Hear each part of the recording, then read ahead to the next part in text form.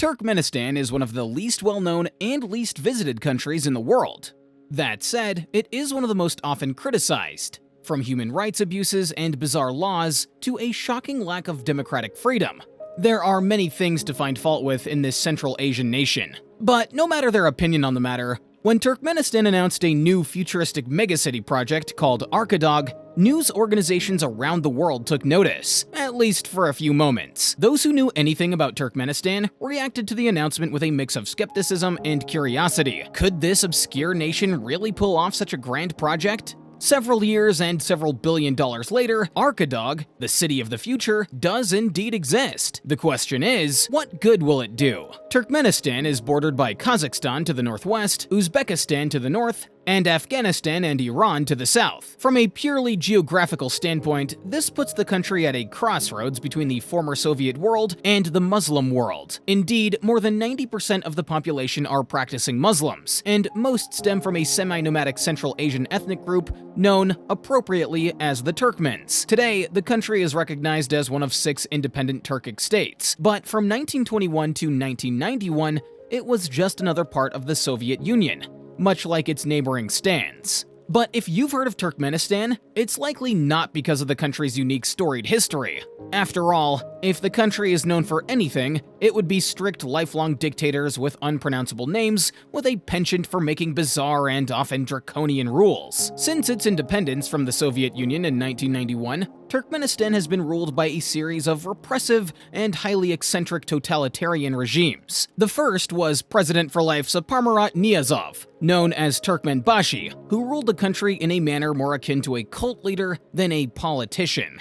Among other things, Turkmenbashi believed he had a direct line to God and was one of his descendants. Using this divine insight, he authored a sort of Bible meets biography meets socio-political treatise known as the Runama, which of course he made a mandatory read for students, state employees, and anyone attempting to obtain a driver's license. Before he passed away in 2006, Turkmenbashi made an endless array of inexplicable decrees, including abolishing the Turkmen word for bread and replacing it with his mother's name, banning smoking in public places when he tried to quit, and constructing a golden statue of himself that rotated to always face the sun. To this day, only men over 70 can keep a beard, and young men are also prohibited from having long hair. Women, already subjected to somewhat strict Muslim traditions, are forced to wear traditional Turkmenistan dress at all times, both in the home and outside of it. The country is particularly obsessed with horses, carpets, and, curiously, melons. In fact, Turkmenistan celebrates its sweet, juicy melons with a public holiday on the second Sunday in August, or Alp Arslan, as the month was renamed. But while Turkmenbashi kept the people on their toes with his strange laws, his country gained notoriety for its extremely poor human rights record, abysmal treatment of ethnic minorities, and severe lack of press and religious freedoms. In 1999, 58% of the country's population was living in poverty. This was often met with extreme criticism, as Turkmenistan boasts the world's 5th largest reserves of natural gas, a resource that has significantly influenced its economy and politics. After passing away, Turkmenbashi was succeeded by Gurbanguly Berdimuhamedow, who continued the trend of bizarre rules and laws, including banning black cars and mandating white ones for good luck. He also banned dirty cars from the capital streets, leading to a boom in car washing stations located on the city outskirts. Though he is obsessed with his own dog, he also banished all dogs from the capital, as he felt it was contributing to an unpleasant odor. For all of his eccentricities, Berdimuhamedow did make some significant progress on poverty, growing the state's GDP per capita from just $1,800 in 1999 to $18,200 in 2017. Still, dictators will indeed be dictators. When his health began failing in 2022, Berdimuhamedow ensured his son Serdar would take over via a highly criticized election. Before leaving office, he also announced the plans for the megacity Arkadag, which he stated would be a powerful display of the country's burgeoning wealth and forward-thinking initiatives. It was sometime in 2018 that then-President Berdimuhamedow began reviewing proposals for a brand new capital for Ahal province, which covers most of south-central Turkmenistan. Whether he was inspired by other future projects around the world, or merely irked by his country's lackluster reputation on the international stage, is unknown. However, we do know that he eventually decided to create an ultra-modern, futuristic city that would perfectly encapsulate the progress and ambitions of his happy little nation. Construction on the new city began in earnest in April 2019, with a ceremonial laying of the cornerstone that would eventually become the new provincial administration building.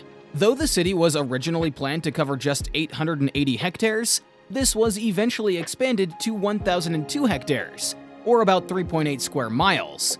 Several months after that, the city was officially dubbed Arkadag, meaning behind the mountain. In true Turkmenistan fashion, the barely started city was immediately named the new capital of the Ahal province. In order to make up for the fact that it had no residents, minus a few full-time construction workers, the government annexed the nearby village of Aba Anayu to the city. Around this time, the Arkadag megacity project began to get noticed by people outside of Turkmenistan's rather small sphere of influence. In response to the growing attention, state media began running stories about the plans for the town. It was revealed that it would feature 258 residential buildings ranging from 2 to 9 stories. Of course, most of these would be 7 stories in height, as this is seen as a sort of lucky number in Turkmen culture.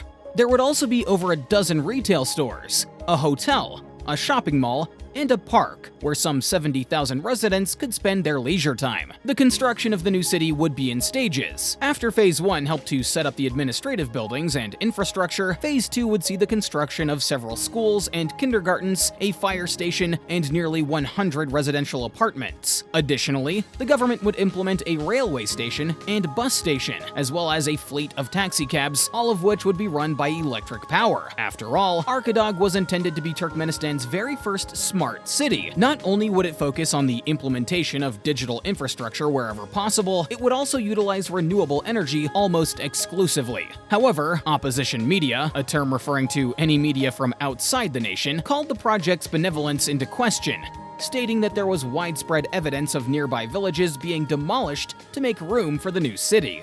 There was also the question of price. Indeed, the total construction cost is estimated to exceed $4.8 billion, representing around 9% of the country's total GDP. It also stated that the widespread use of digital technology in Arkadag raises serious questions about mass surveillance in a country that is already well known for keeping its citizens under a heavy thumb.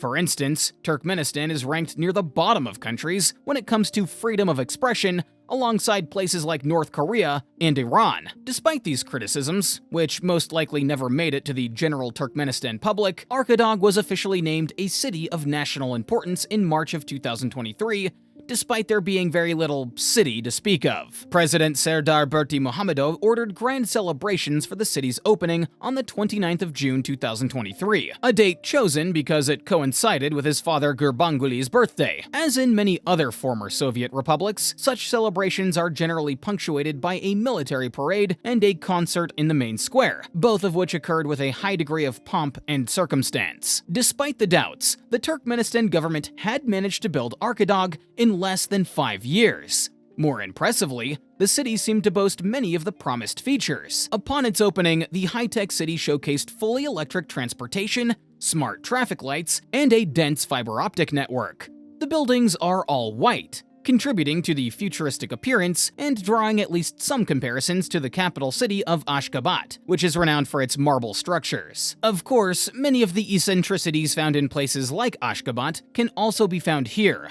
Non-electric vehicles are forbidden from entering the city, and there is a massive statue of the elder Berdimuhamedov riding a golden horse, as if to remind residents of just who it was that made their shiny new city possible. Arkadag's infrastructure includes integrated sound signals for the visually and hearing impaired, sidewalks paved with tactile tiles, and pedestrian overpasses covered with elevators, escalators, and moving walkways. There's also a football club and a massive stadium capable of accommodating some 10,000 spectators. The only thing missing is people. Despite state media reporting a population of 62,000, most footage of Arkadag shows a city almost completely abandoned. Nonetheless, the country's leadership remains confident that it can get its famous nomadic populace to resettle there. They even plan to introduce some democratic elements into the city's management, including allowing residents to voice their ideas via public meetings and digital feedback mechanisms. That said, it's unlikely that any interest in democracy will extend past this new megacity.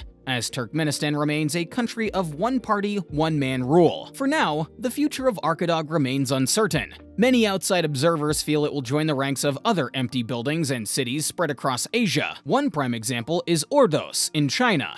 Often referred to as a ghost city, Ordos was designed to house 1 million people, but remains largely uninhabited due to overinvestment and lack of migration. And then there's Naypyidaw, the new capital of war-torn Myanmar. Known for its vast and empty roads, the city has a total area of 2,723.71 square miles, but a population of just 924,000. This has led to an almost impossible population density for a capital city of just 339.5 people per square mile. Of course, in the world of dictatorial construction follies, it's hard not to mention the Ryugyong Hotel in North Korea, often called the Hotel of Doom. When construction started in 1987, it was intended to be the tallest hotel in the world. However, it remains unfinished and unoccupied to this day, despite North Korean officials constantly claiming the opposite. Given the tight control the government has over Turkmenistan, it may be impossible to ascertain what's really happening in Arkadag. On the other hand, it could replace the gates of hell as the major tourist draw to the country. And again, on the other hand, it could sit virtually empty for generations. If the latter happens, the government will undoubtedly consider it a testament to Turkmenistan's grand ambitions, potentially while making it illegal to photograph the empty streets. Thanks for watching Futurescapes. Make sure to like and subscribe.